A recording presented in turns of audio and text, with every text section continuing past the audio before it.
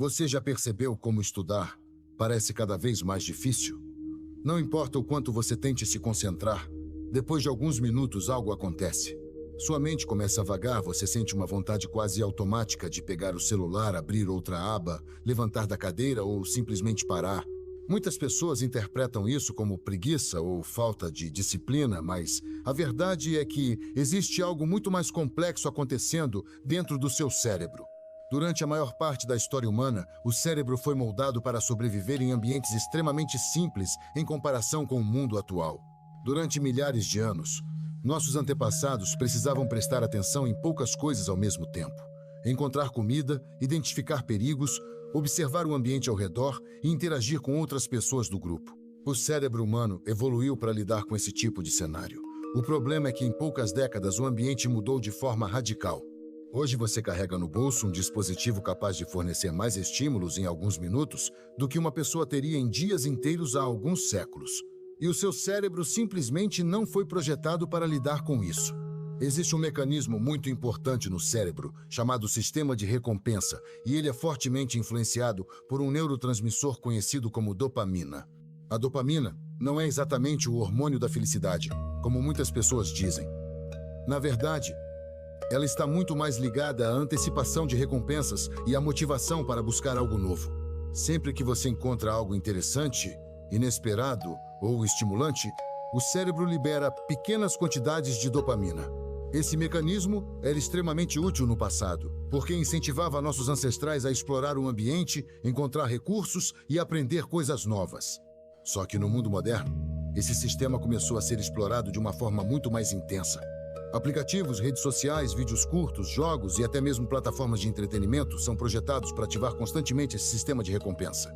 Cada novo estímulo, cada novidade, cada pequena surpresa gera um pequeno pico de dopamina no cérebro. O problema é que quando o cérebro se acostuma com esse fluxo constante de estímulos rápidos e recompensas imediatas, tarefas que exigem esforço mental prolongado começam a parecer extremamente difíceis.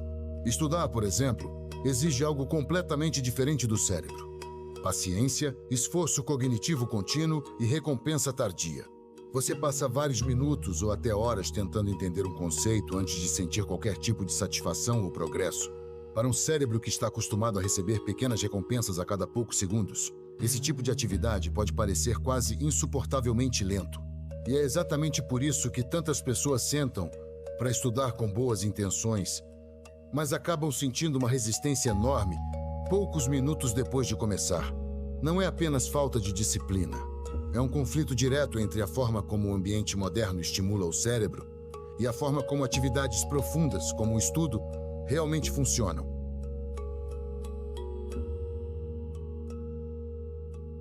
O insight do economista e cientista cognitivo Herbert Simon ajuda a transformar aquilo que parecia um problema individual em uma questão sistêmica.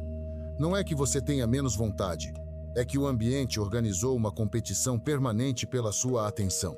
Quando uma abundância de informação gera escassez de atenção, o que muda não é apenas a quantidade de coisas que você vê, mas a própria qualidade do processamento mental que você consegue manter. Em situações de sobrecarga informacional, o cérebro passa a operar em modo de sobrevivência atencional, prioriza detecção rápida, avaliação superficial e resposta imediata, e isso reduz drasticamente a capacidade de envolver-se em operações cognitivas de alto nível, como raciocínio analítico, síntese de ideias e formação de conceitos abstratos. Na prática, isso significa que mesmo quando você está estudando, grande parte do seu tempo pode estar dedicada a atividades que só parecem produtivas. Você lê frases, risca linhas, ouve partes de aulas, mas o encadeamento profundo de ideias, aquela costura mental que transforma informações isoladas em conhecimento utilizável, quase não acontece. Além disso, o próprio mecanismo de atenção fragmentada altera a forma como memórias são consolidadas. Sem períodos de dedicação prolongada e sem o tempo necessário para a repetição espaçada e o esforço cognitivo intensivo, as conexões sinápticas que sustentam lembranças duradouras e compreensão conceitual ficam mais fracas. Outro ponto importante é que a condição de atenção escassa altera a percepção de custo-benefício das tarefas. Atividades com retorno imediato e claro passam a ter valor percebido maior do que tarefas com retorno demorado e incerto, como estudar um tópico complexo. Assim, mesmo quando a pessoa reconhece racionalmente a importância do estudo, A avaliação automática do cérebro tende a favorecer comportamentos que entregam gratificação instantânea. E isso tem consequências concretas para quem estuda. Mais interrupções, mais sensação de fadiga cognitiva, menos transferência do conhecimento para novos contextos e uma falsa sensação de progresso baseada em volume aparente, não em profundidade real. Compreender a observação de Simon, portanto, muda a estratégia. Não basta querer estudar mais. É preciso redesenhar o ambiente e as rotinas para reduzir a competição informacional que rouba a atenção. Diminuir fontes de novidade, limitar sinais que invadem o espaço mental, criar janelas longas de trabalho ininterrupto e treinar a tolerância à demora de recompensa são medidas que atacam diretamente o problema apontado por Simon, ou seja, recuperar a atenção não é apenas um esforço individual de autocontrole. É uma intervenção arquitetural sobre o contexto cognitivo em que você vive.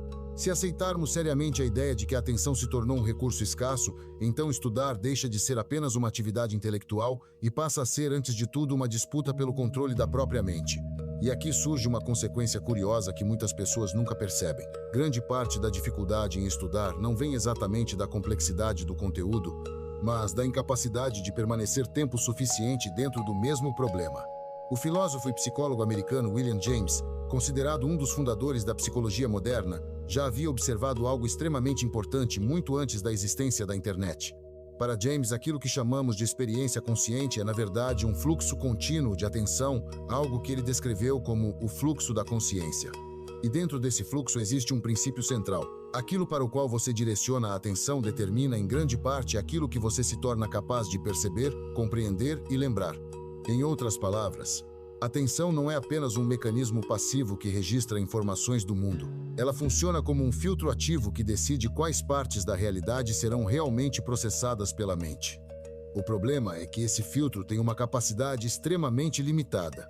Quando múltiplos estímulos competem ao mesmo tempo, notificações, sons, mensagens, novas abas abertas, pequenas curiosidades que surgem durante o estudo, o cérebro precisa alternar rapidamente entre diferentes focos. À primeira vista, essa alternância parece inofensiva. Muitas pessoas até acreditam que estão multitarefando, lidando com várias coisas ao mesmo tempo, mas a neurociência cognitiva mostra algo bem diferente. O que acontece não é multitarefa real, e sim uma sequência extremamente rápida de trocas de atenção. Cada vez que essa troca acontece, existe um pequeno custo cognitivo. O cérebro precisa abandonar parcialmente o contexto mental anterior e reconstruir o contexto da nova tarefa. Esse processo envolve recuperar informações da memória de trabalho, reativar conceitos relacionados e restabelecer a linha de raciocínio que havia sido interrompida. Em tarefas simples, esse custo pode ser quase imperceptível. Mas em atividades cognitivamente densas, como estudar um conceito difícil, resolver um problema matemático complexo ou compreender um argumento filosófico, essas microinterrupções acumulam um impacto enorme. Imagine tentar montar um quebra-cabeça complicado enquanto alguém remove algumas peças da mesa a cada poucos segundos. Você ainda está trabalhando no mesmo quebra-cabeça, mas o progresso se torna cada vez mais lento e fragmentado. Algo muito parecido acontece com o pensamento profundo. Ideias complexas não surgem instantaneamente. Elas precisam de tempo para amadurecer dentro da mente. Muitas vezes você passa vários minutos apenas organizando as primeiras partes de um raciocínio antes de começar a enxergar conexões mais profundas entre os conceitos. Quando a atenção é interrompida repetidamente, esse processo raramente chega a completar o ciclo. O resultado é um tipo de estudo superficial, muita exposição a informações, mas pouca integração real entre elas. É por isso que alguém pode passar horas estudando e ainda assim sentir que quase nada ficou na memória. A mente esteve presente apenas em fragmentos curtos de atenção, nunca por tempo suficiente para permitir que o pensamento realmente se desenvolvesse.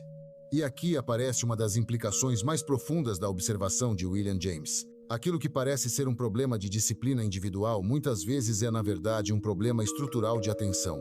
Quando o ambiente está saturado de estímulos que competem constantemente pelo foco mental, manter a atenção prolongada se torna cada vez mais raro.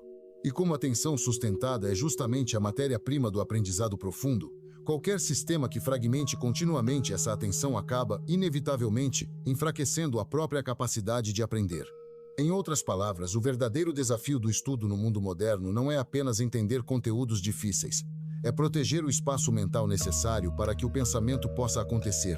Agora, vamos fechar isso de forma ampla, prática e definitiva. Depois de entender como o ambiente moderno e nossos mecanismos cerebrais sabotam o estudo, a questão é: o que exatamente fazer, minuto a minuto, dia a dia, para recuperar janelas reais de atenção e transformar tempo sentado em aprendizagem profunda? Primeiro, reescreva a arquitetura do seu ambiente físico e digital de modo que ele não concorra pela sua atenção. Isso significa tornar o acesso às distrações mais custoso e o início do estudo mais automático. Deixe o celular fora do campo visual, em outra sala, na gaveta fechada ou com modo avião. Use um relógio físico ou um temporizador simples em vez de depender do telefone. Tenha apenas o material necessário aberto: livro, caderno, uma aba com o PDF e feche tudo o mais. Sinalize ao seu cérebro através de um ritual físico. Arrume a mesa, ligue uma luminária quente, pegue uma garrafa de água, respire 3 vezes profundas. Esses gestos repetidos criam uma associação imediata entre o cenário e o estado mental que você deseja alcançar. Em seguida, implemente janelas de foco progressivas e mensuráveis. Comece por sessões de 25-30 minutos de atenção ininterrupta. Pomodoro clássico, se você estiver muito condicionado a estímulos rápidos. Anote um objetivo claro e pequeno antes de cada sessão. Por exemplo, entender o algoritmo X e explicar em voz alta em 25 minutos, e só aponte as recompensas ao fim da sessão. A cada ciclo sucessivo, aumente a duração. 25, 40, 60, 90 minutos conforme sua tolerância melhora, mas nunca pule a regra de fechar estímulos externos durante a janela. Para manter motivação e alinhar dopamina ao estudo, redesenhe a recompensa. Em vez de buscar novidade nas redes, associe pequenas vitórias concretas à sensação de progresso ao terminar uma sessão. Faça uma micro-recompensa, 5 minutos de caminhada, alongamento, um café, e celebre progressos qualitativos. Consegue explicar sem olhar? Consegue resolver um problema sem consultar a solução? Use técnicas de estudo comprovadas para maximizar o rendimento da atenção que você obteve. Prática ativa: fazer questões sem consultar. Explicar em voz alta: técnica de Feynman. Repetição espaçada. Revise conteúdos no dia 1, dia 3, dia 7 e dia 30.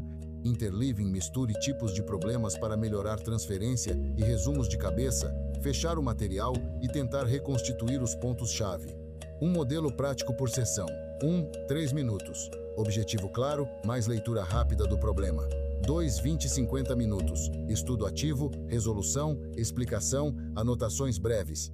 3, 5 minutos. Autoavaliação. O que aprendi? O que ficou confuso? 4, 5, 10 minutos. Recompensa controlada. Registre no seu caderno ou app o tempo de foco ininterrupto e o ônus cognitivo. Quão profundo foi meter medidas simples como minutos de foco ininterrupto e percentual de conteúdo que consigo. Explicar transforma a sensação em dados e permite ajuste contínuo. Minimize o custo de retomar o fluxo. Sempre anote o ponto exato onde parou, uma frase, uma pergunta pendente. O passo seguinte, antes de qualquer breve interrupção, essa simples marca reduz o attention residue e acelera a volta ao foco. Treine o músculo atencional com exercícios específicos. Sessões curtas diárias de meditação formal, 20 minutos focadas na respiração ou em atenção plena aumentam a capacidade de sustentar foco.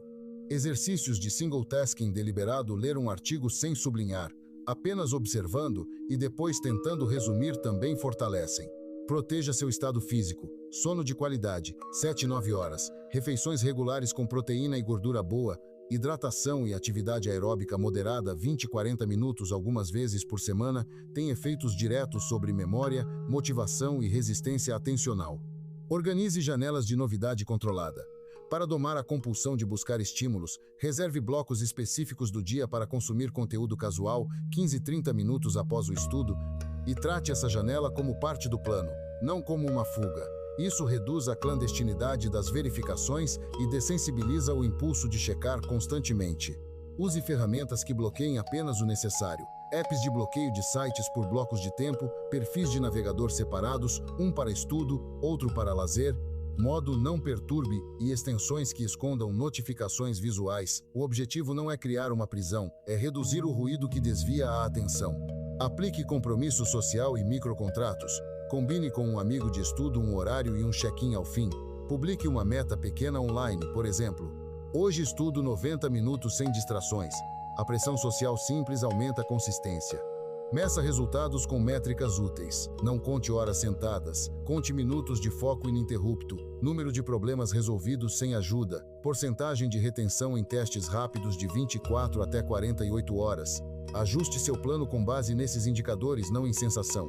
Previna recaídas com rotinas de recuperação. Quando falhar, evite autocrítica excessiva, pare, identifique a causa concreta, sono, fome, notificações e reorganize a próxima sessão com um objetivo menor. Lembre-se que treinar atenção é um processo de semanas. Integre princípios de design comportamental. Torne o início da sessão mais atraente. Por exemplo, toque uma playlist curta que sinalize começo, use um objeto ritual, uma caneca exclusiva de estudo e associe visando favorecer a ação inicial. Pequenos gatilhos tornam o hábito automático. Por fim, trabalhe a narrativa interna. Mude a identidade de "sou disperso" para "sou alguém que constrói foco". Use linguagem de identidade em vez de resultado. Sou alguém que estuda em blocos concentrados, em vez de quero estudar mais. Identidades geram comportamentos consistentes.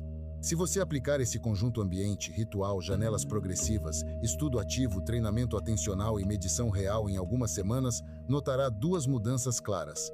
As sessões de estudo se tornam mais curtas, porém mais produtivas, e a sensação de esforço se transforma gradualmente em habilidade. Estudar volta a ser um trabalho de criação, não uma luta contra o próprio cérebro. Termine com isto em mente. Não se trata de eliminar a tecnologia nem de se punir. Trata-se de desenhar um ecossistema que permita ao seu córtex pré-frontal exercer planejamento e pensamento profundo com menos sabotagem externa. Assim, o que antes parecia impossível volta a ser rotina, e o que você aprende hoje permanece com você amanhã.